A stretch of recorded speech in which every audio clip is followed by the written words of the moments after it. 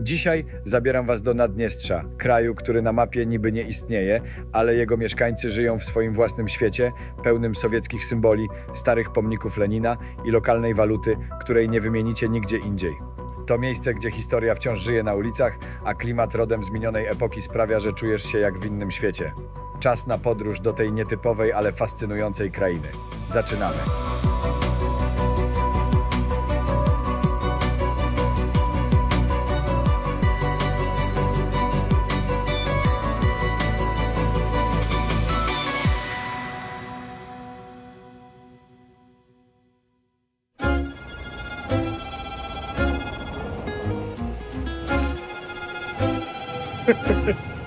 Myślałem, że mnie coś zaatakowało. Skąd się to tu wzięło? Siemanko. Ojego, się przebudziłem. Myślałem, że jakiś robal. 8 rano. Mołdawia, Kiszyniow. Właśnie idę zjeść śniadanie. Ruszam znaleźć busa na dworze autobusowy i jadę do Naddniestrza. Naddniestrza, ponieważ to jest 2 dy się mówi. Co do hotelu, w którym się zatrzymałem, czyli City Hostel, City Center Hostel dokładnie, to bardzo polecam. Spało się świetnie, cisza, spokój, bardzo wygodne łóżko. Cena też była dobra, bo wyszło coś ponad 50 zł, jakoś tak. Także myślę, że to na pewno super cena jak na taką lokalizację, bo było to w samiutkim centrum, gdzie wszędzie dookoła się coś działo. Śmiało polecam. Dzisiaj zatrzymuję się w hostelu, który jest... W sumie znalazłem 2 hostele w Naddniestrzu. No i ten, w którym się zatrzymuję, miał najlepszą opinię. No i on dodatkowo wygląda tak, wiecie, jak chcę, żeby wyglądał.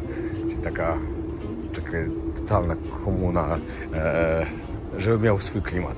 I taki będzie miał właśnie. No i tak co do samego Kiszyniowa, to żebyście nie zrozumieli mnie źle, uważam, że warto odwiedzić, bo jest to naprawdę bardzo ładne, czyste miasto.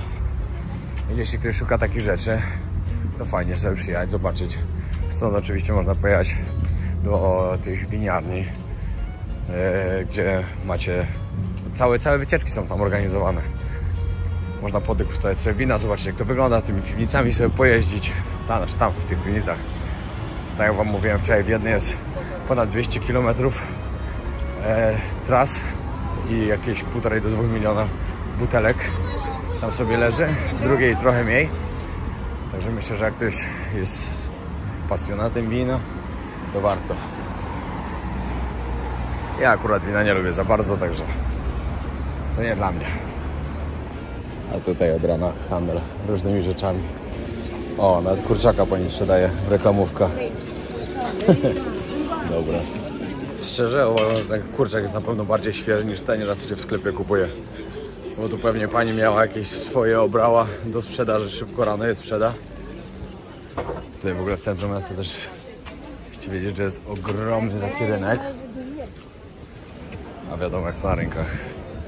Zawsze zobaczycie prawdziwe takie życie miasta. Handel, jak ludzie przychodzą tutaj rano właśnie na zakupy. Ja na przykład lubię bardzo. No i w ogóle dworzec, skąd odjeżdżają te marszrutki do Naddniestrza. To gdzieś tutaj właśnie ma być.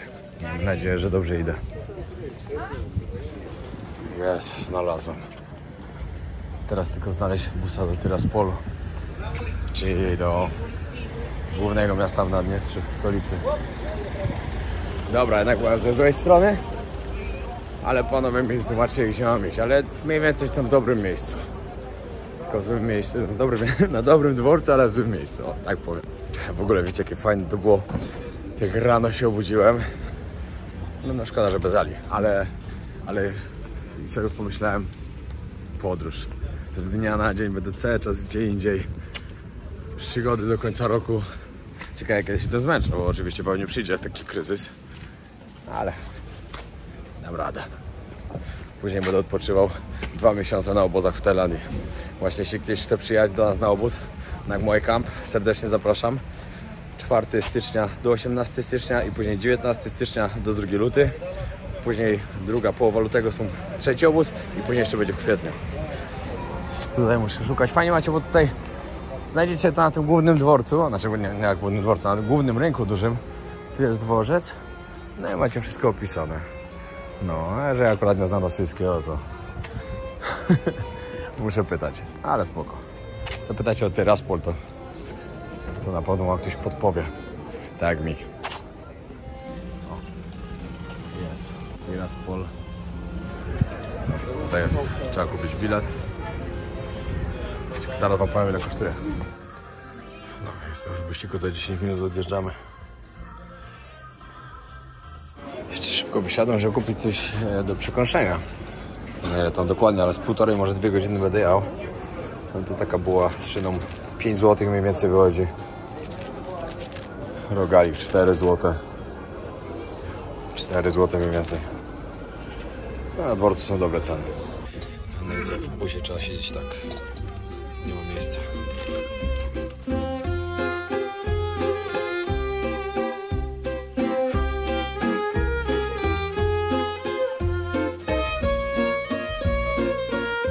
Tak, właśnie przekroczyliśmy teraz granicę. Zaraz wam opowiem dokładnie, jak wyglądało przejście. Każdy na granicy jest zapytany o to, ile tutaj zostaje. Pamiętajcie, żeby lepiej zawsze powiedzieć jeden dzień dłużej, w razie czego. No, każdy dostaje taką karteczkę, której nie może w ogóle zgubić.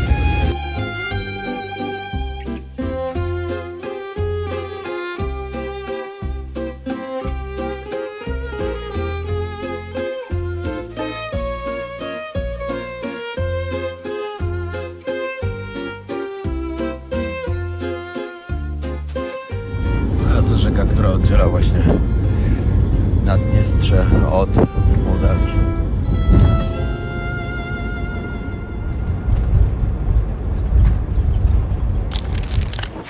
Witam serdecznie, moi drodzy.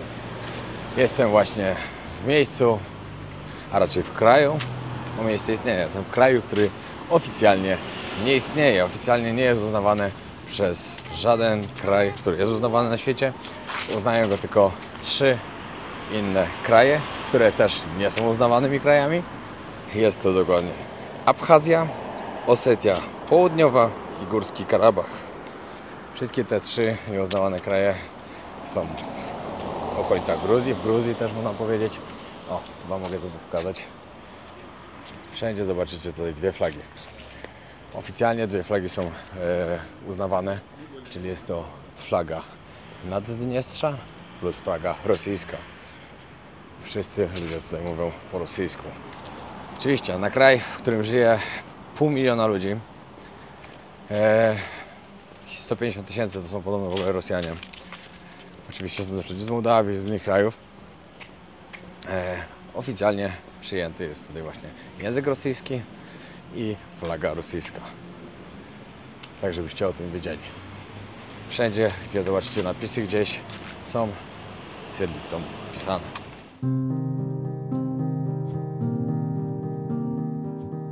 Dzisiaj wam pokażę też różne fajne miejsca, które są moim zdaniem typowo przygotowane pod turystów, żeby turyści mogli tak trochę tego, wiecie, poczuć tego klimatu.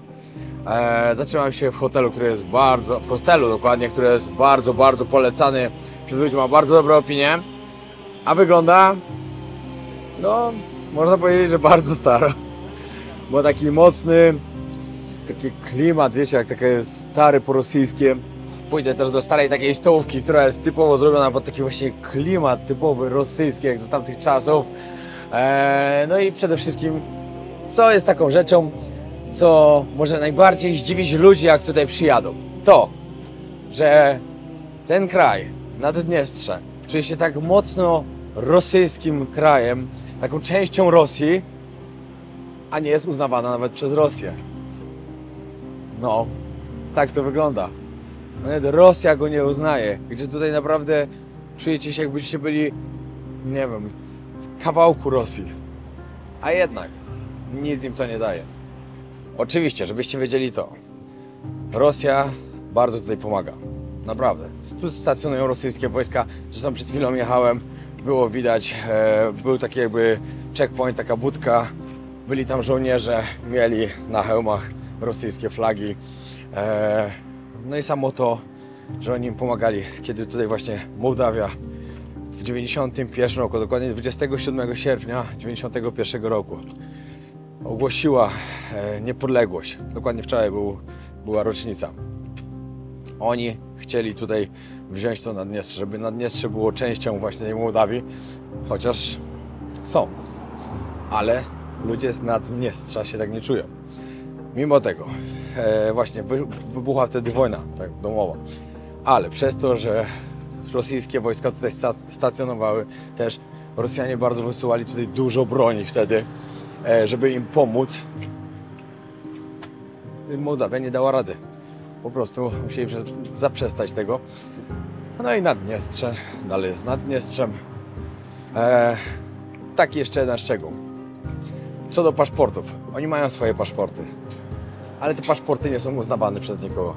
Ze względu na to, że ten kraj nie istnieje. No to paszport też nie może być ważny. Czekajcie, bo gdzieś muszę tutaj iść już. Zaraz gdzieś tu jest mój hostel. To samo waluta. Walutę wam zaraz pokażę, jak pójdę do kantoru. Waluta jest ważna tylko w tym kraju. Nigdzie indziej na świecie tej waluty nie wymienicie.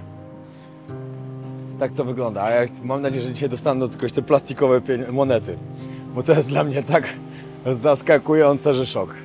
Chodząc ulicami, ma się wrażenie, jakbyśmy cofnęli się w czasie do epoki, która wciąż żyje w otaczającej nas rzeczywistości. Każdy detal przypomina o minionej epoce, tworząc niepowtarzalny klimat, jakby współczesność została gdzieś daleko w tyle. Co do tych paszportów jeszcze. Oni mają oczywiście swoje, ale mogą też mieć z Mołdawii po prostu paszport. Wygląda to tak, że mimo tego, że oni na przykład nie czują się, że oni są z Mołdawii, no to jednak leżą w Mołdawii. Tak samo jak Gagauzja. No to niestety, no tak jest. I oni mogą bez problemu podobno w jeden dzień nawet dostać paszport Mołdawii. Plus dodatkowo jeszcze mogą próbować też o rosyjski paszport się ubiegać. Czasem jest tak, że mają nawet, wiecie, niektórzy 2 paszporty. Gdzieś tam nawet wiedziałem, że 3, ale jak 3 to nie wiem jakim cudem, ale może tak jest. Gdzie ten mój hostel jest?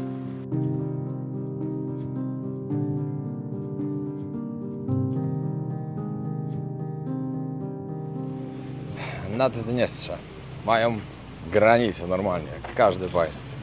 Mają swoją walutę, mają swoją flagę. Czy mają w sumie 2, używają swoje flagi, plus jeszcze używają tej rosyjskiej. Co jeszcze? Mają swój rząd, który tutaj rządzi, a jednak nie są uznawanym krajem. No i pewnie nigdy nie będą.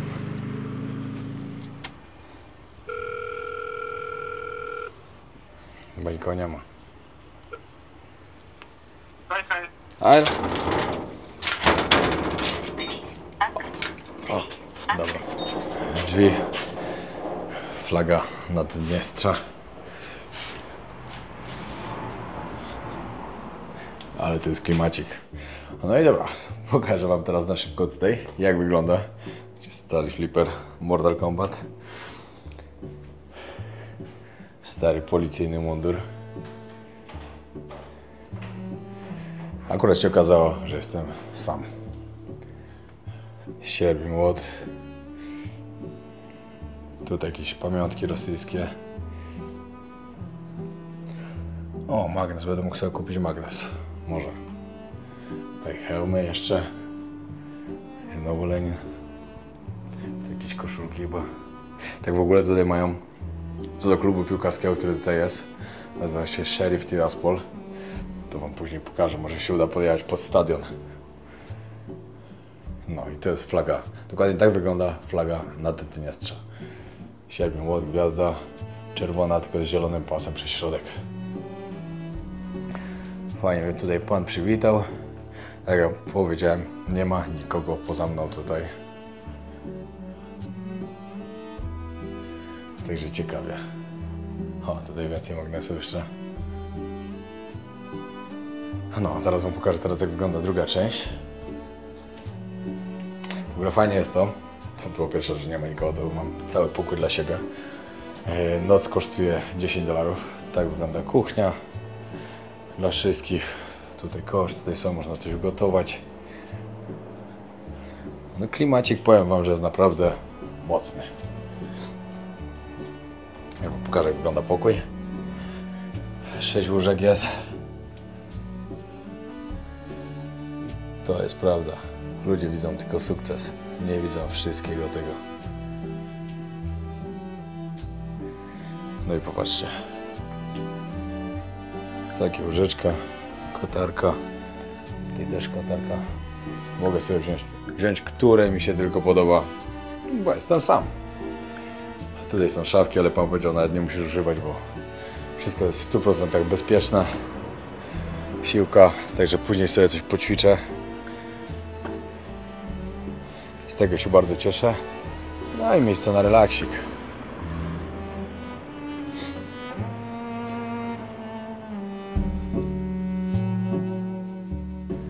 No klimat tego miejsca jest mocny, naprawdę mocny. Podoba mi się. O, i patrzcie to, nawet polska flaga w pokoju. Właśnie jak czytałem o tym hostelu, bo on jest najlepiej oceniany, jak wam mówiłem, wśród wszystkich hosteli. W ogóle Polo też tutaj był, bo mi mówił. W ogóle dużo osób tutaj było. To jak przeczytacie komentarze, oceny ten hostel ma chyba 9,4 czy 9,6 nawet. To same pozytywne. No i w ogóle potem jak ten pan mnie przywitał, to już wiem, że będzie dobrze. Ja teraz ruszam na miasto na obiad. Do starej takiej właśnie przygotowanej stołówki typowo rosyjskiej. No i później coś pozwiedzać i pokazać wam, jak tu jest. No i ruszam na zwiedzanie. Powiem wam tak. Porozmawiałem teraz z panem z hostelu. Przemiły człowiek po prostu. Ja się go pytam, dlaczego tu tak pusto, dlaczego nikogo w tym hostelu nie ma, skoro jest tak dobrze ocenianym miejscem. On mówi, nie wiem, ale ja wiem dlaczego. Tutaj dużo się pozmieniało od czasów, kiedy zaczęła się wojna z Ukrainą. Od tego czasu naprawdę jest inaczej i czytałem też o tym i no po prostu mniej turystów teraz przyjeżdża. Dodatkowo ja się go pytam, dlaczego tutaj wszędzie są rosyjskie flagi, dlaczego się mówi po rosyjsku. Wiecie, odpowiedź znałem. Po prostu chciałem się go zapytać. I on powiedział mi wprost, bo my jesteśmy Rosja. To jest teren Rosji.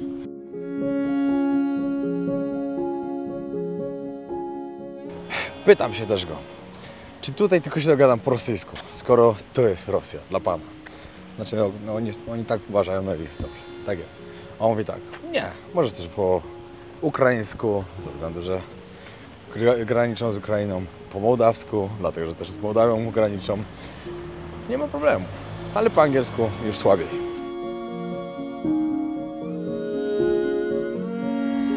Dobra, teraz żebyście sobie mogli mniej więcej wyobrazić, jak małe jest Naddniestrze, ponieważ długości ma około 200 km, szerokości między 15 a 20 km. Żyje tutaj 500 000 ludzi, z czego oczywiście większość w największym mieście, czyli w Teryspolu, tu gdzie dokładnie jestem teraz, czyli w ich stolicy. W stolicy kraju, który nie jest uznawany na arenie międzynarodowej. Żebyście wiedzieli też, że Naddniestrze ma normalnie swojego prezydenta. Jaka jest oficjalna nazwa Naddniestrza? To jest dokładnie Mołdawska Republika Naddniestrza. Jeśli na przykład dochodzi tutaj do meczów piłkarskich, tu jest taki bardzo popularny piłkarski klub. Nazywa się Tiraspol, Sheriff Tiraspol, dokładnie. Co do szeryfa, to zaraz wam powiem dużo ciekawostek. I oni normalnie grają w lidze mołdawskiej. I najlepsze jest też to, że chyba 15 czy 17 razy, nie pamiętam dokładnie jak już to było, wygrali właśnie mistrza Mołdawii i brali udział w rozgrywkach na arenie międzynarodowej, w Lidze Mistrzów. Ale to jest nic. Wiecie, co jest w tym wszystkim najlepsze? Taki mały kraj z drużyną piłkarską, w którą są mocno inwestowane pieniądze, są pompowane, wydaje mi się, że prane. Tak lepiej powiem. Ale to nie moja sprawa. 2 lata temu w Lidze Mistrzów pokonuje Real Madryt 2-0. Szok. Dawid, widzisz, gdzie jest twój Real Madryt? No. Tutaj wróciłem w to miejsce na skrzyżowanie Lenina 25 października. Ze względu na to, że tu niedaleko znajduje się restauracja, która nazywa się Cantina, dokładnie Cantina URSS. Już ją widzę i zaraz pokażę wam, jaki tam jest klimacik, a później na drugi obiad pójdę jeszcze do kolejnego miejsca, które nazywa się Back in the USSR.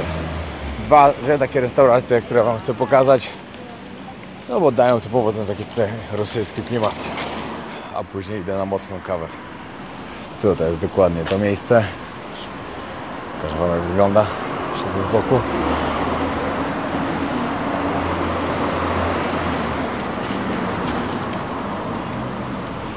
Na wejściu cyrylicą napisane Sierpień Łot, gwiazdy. Idziemy zobaczyć, jak tam jest.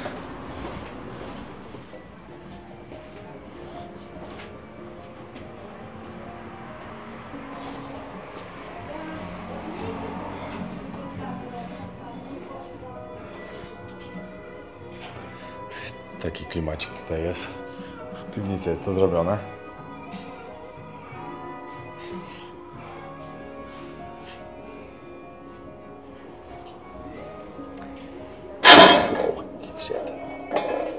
Ale kopałem wieszak, sorry. Możecie zobaczyć, jak to wygląda.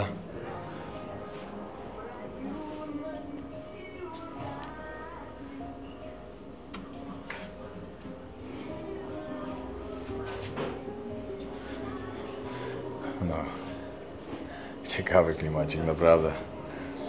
Jakieś stare też rzeczy, stary telewizor, mundury, czapki wojskowe.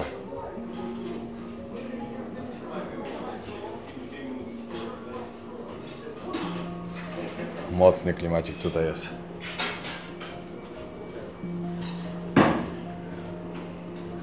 Te małe telewizorki są najlepsze.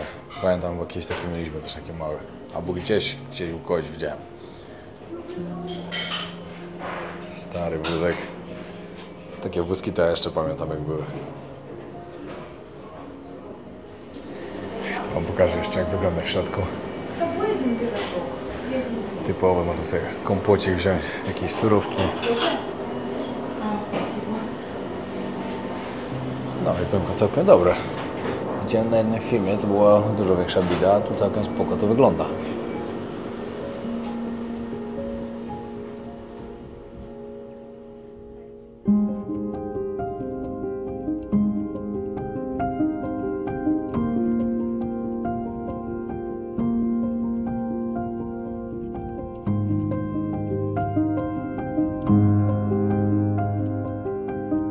Dobra, to taka zupa. A to? Nie, to ta, to. A to barszcz? Борщ. Okej, barszcz. Сметана. Tak. I... kartoszka.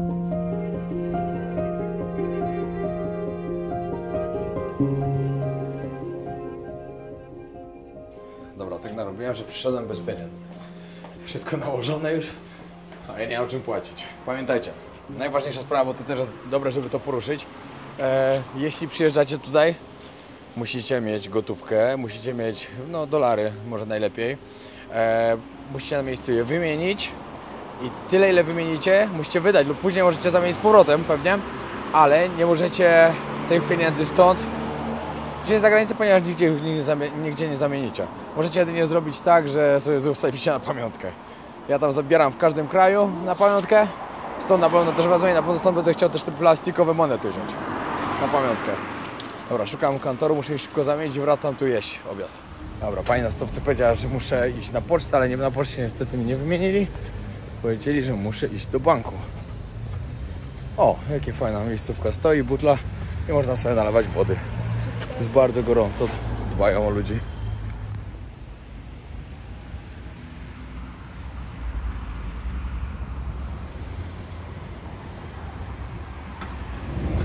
Dobra, banku nie znalazłem, ale znalazłem kantor na rynku. Tutaj możecie zobaczyć, jaki jest przelicznik. To jest na dzień dokładnie 28 sierpnia 2024.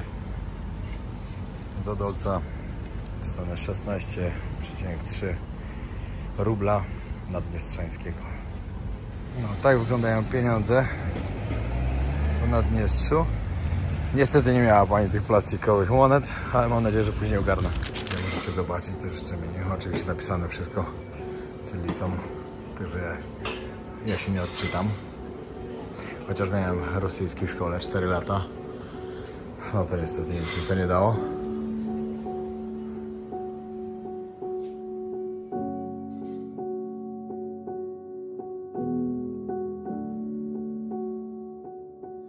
No i tak, za taki obiad dałem około $10, czyli zapłaciłem też turystyczne, ponieważ pan przede mną wziął to samo i zamiast 150 zapłacił 60. Także no, różnica spora. No i można sobie poglądać serial. Wziąłem sobie jeszcze do tego sałatkę ze śledziem na dole, z burakami. I powiem wam tak, nigdzie nie jadłem tak dobrej tej sałatki jak u Ali. Ali mama robi najlepszą i serio nie podlizuje się wcale, tylko wszędzie gdzie indziej już mi nie smakuje. Tej nie zjem, bo jest normalnie niedobra. A tam była taka, że dokładkę się brało. Dobra, jedzenie w restauracji oceniam tak na 6 na 10. Sałatka śledziowa okropna, barszcz taki sobie. Na ziemniaki i kotlet to ciężko zepsuć, także było jak było. Jeździć teraz na dobrą kawę. Patrz jakie ma fele.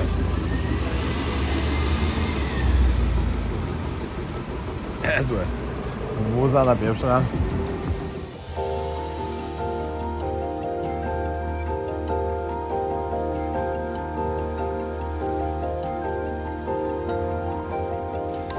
Drodzy Państwo, za mną jeden z supermarketów Sheriff.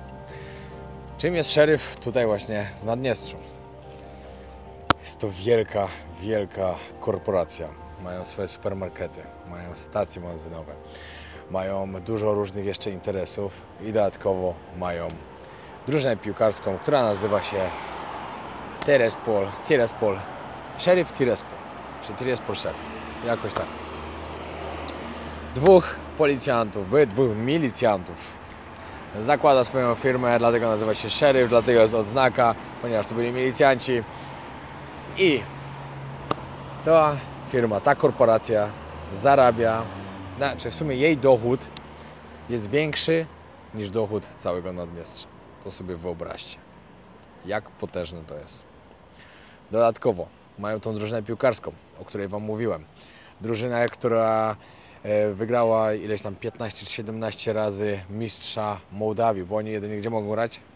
Są krajem nieoznawanym, czyli muszą grać w lidze Mołdawii. Wygrywają mistrza.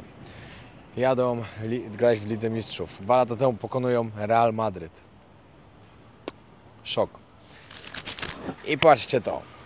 Sprawa taka. Skoro oni, oni ze swoich podatków w ogóle to zasilają 50 czy 60% tego, co wpływa w ciągu całego roku do Skarbu Państwa. Gdyby nie ta firma, gdyby nie ta korporacja, to Naddniestrze by miało bardzo cienko. Ogólnie ma cienko, ale miałoby jeszcze gorzej. A w ogóle może wejdę do środka i zobaczę, co tam jest. Pomyślcie sobie tak na zdrowy rozsądek. Jak łatwo rozkręcić interesy w kraju, w którym jest naprawdę ciężko. Spożywka. Każdy musi jeść, każdy musi kupować jedzenie i tak dalej. Złoty interes. Stacje benzynowe. Każdy musi tankować samochód. Złoty interes. Jeszcze robią dużo innych rzeczy. A dodatkowo wkupili się też takim czymś, że mają drużynę piłkarską na bardzo wysokim poziomie, która pokona Real Madryt. No powiem wam, że jak tak chodzę i patrzę na ceny, to tanio to nie jest. Zwykłym lekko w woreczku $1. 4 zeta. Woda mineralna w butelce jakieś 3 zł. No i dużo innych takich cen, które naprawdę wskazują na to, że no nie jest tanio w tym kraju, a ludzie mało zarabiają jednak. No, Frusti $1,5, 6 zł jakieś. Mała Coca-Cola prawie $1. Widziałem też tu ciekawe rzeczy na temat tego, co jest tutaj w telewizji. No tak, jest telewizja państwowa oczywiście. No i są też programy, czy jeden program od tego szeryfa. I podobno tutaj w telewizji można oglądać jakiś film, który leci na przykład dopiero u nas w kinach, to tutaj można go już oglądać w telewizji. A dlaczego? Każdy się zastanowi, przecież prawa autorskie, nie można tak robić i tak dalej, i tak dalej. No tak, no ale skoro oni są krajem nieuznawanym przez nikogo na świecie, tak jakby oficjalnie nie istnieją, no to kto ich będzie za to ścigał, kto ich może skazać i tak dalej, i tak dalej. No nikt. Totalnie nikt. Także po prostu mogą tak robić. Ile w tym prawdy? Nie wiem, nie powiem wam. Gdzieś to po prostu widziałem. Kolejna ważna sprawa, jak będziecie chcieli tutaj wybrać, to musicie pamiętać o tym, że w całej Mołdawii jest tylko jedno lotnisko międzynarodowe. Także musicie przylecieć do Kiszyniowa i z Kiszyniowa po prostu możecie tak jak ja wziąć busa, gdzieś 1,5–2 godziny i jesteście na miejscu w Tiraspolu. Także myślę, że to jest chyba najprostsza trasa. Wiem, że też był pociąg, ale czy ten pociąg teraz jeździ, to nie wiem, szczerze mówiąc. Gdzieś widziałem, że jest, a na jakiejś stronie oglądałem, że on teraz nie jeździ. Także wam nie powiem. Wiem, że busem łatwo dojechać. Leci się z Warszawy do Kiszyniowa godzinkę 20.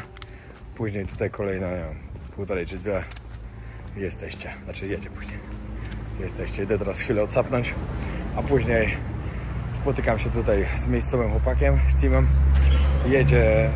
Jedziemy razem za miasto do jakiegoś takiego garażu, gdzie są różne takie posowieckie pamiątki i dodatkowo trochę postrzelać. No, jest taka okazja, to jadę spróbować.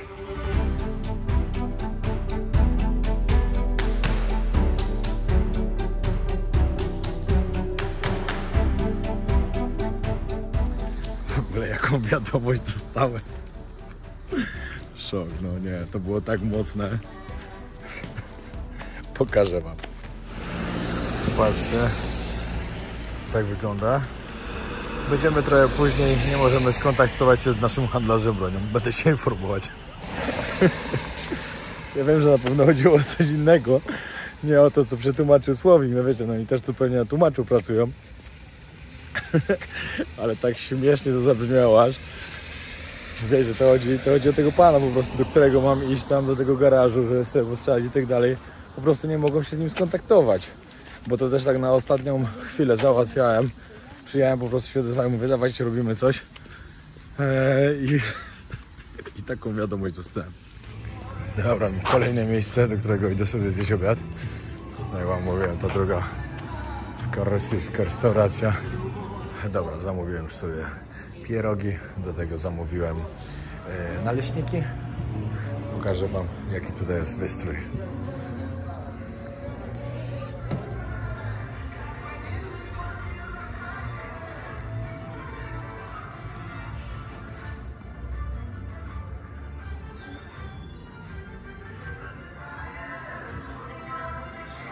Stalin.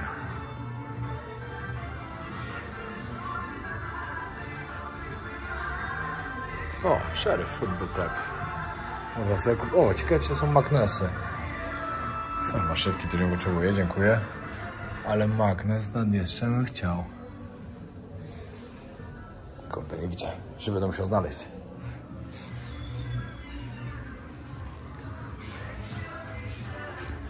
Dobra, zobaczmy jeszcze tutaj, jak wygląda.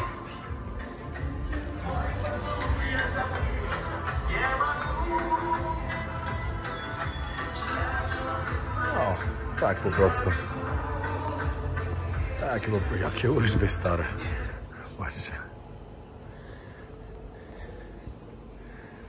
No to po prostu takie stare rzeczy są. Takie antyki. U babci, pamiętam, dywan na ścianie wisiał. Nad wersalką.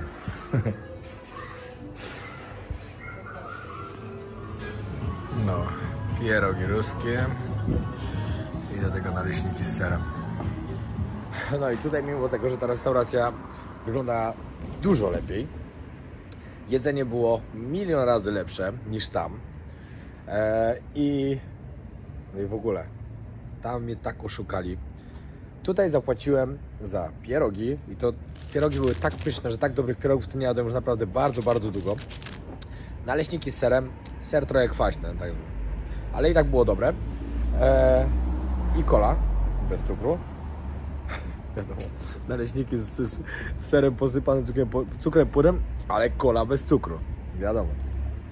No, za to zapłaciłem 100. 100 to jest jakieś... A tam? $10 za co? Jedyne co mnie trochę martwi, że od ponad godziny ten mój kontakt się nie odzywa.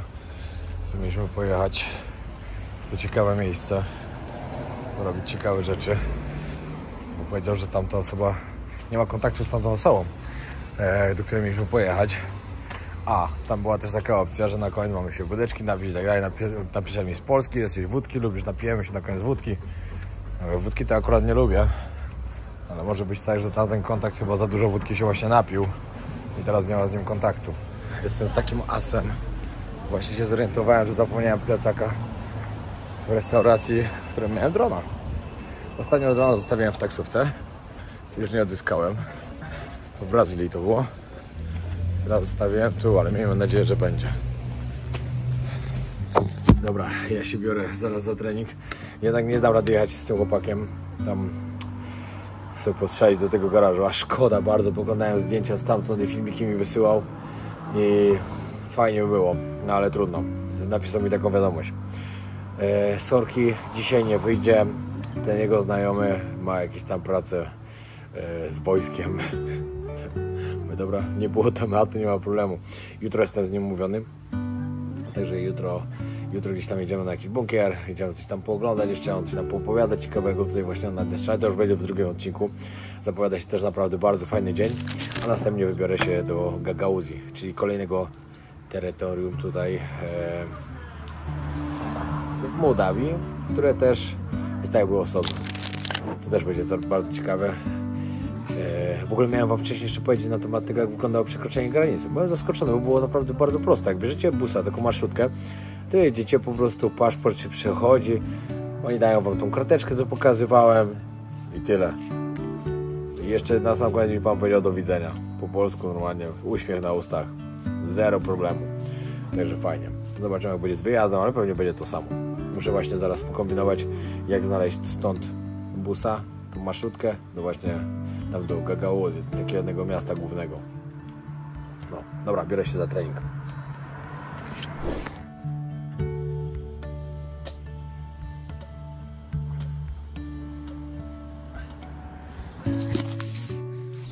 No i dobra, koniec tego odcinka. Dzięki wielkie, że oglądaliście koniec drugiego odcinka z serii prawdopodobnie 100 vlogów, może troszkę więcej, ale cel w tej podróży to 100 filmów. Jeśli wam mogę poprosić na sam koniec, pamiętajcie, żeby zostawić łapkę. Zależy mi na tym, że pod każdym odcinkiem było 10 000 kciuków w górę. Odcinki jeszcze będą szły naprawdę bardzo dobrze, ponieważ kierunki są naprawdę bardzo dobre. Akurat tego jestem pewny. Przygotowałem tą trasę tak, żeby cały czas się coś działo, żeby było ciekawie, żeby wam się to nie nudziło. No i żeby się podobały te filmy, bo to jest najważniejsze. Także jeśli doceniacie moją pracę, proszę wcisnąć tu na dole kciuka. A jeśli jesteś pierwszy raz na tym kanale, bo też tak się pewnie stanie, pamiętaj o tym, żeby zostawić subskrypcję. Mój cel to 1 000 000 subskrypcji i złoty znaczek od YouTube. A wiem, że razem możemy to zrobić. Dzięki wielkie, trzymajcie się, pozdrawiam serdecznie i zapraszam jutro na kolejny odcinek z Naddniestrza, w którym wystąpi pewien gość, który jest tutaj lokalny, zabierze mnie w fajne miejsca, no i opowie ciekawe historie tego kraju, który oficjalnie nie istnieje. Pozdrawiam.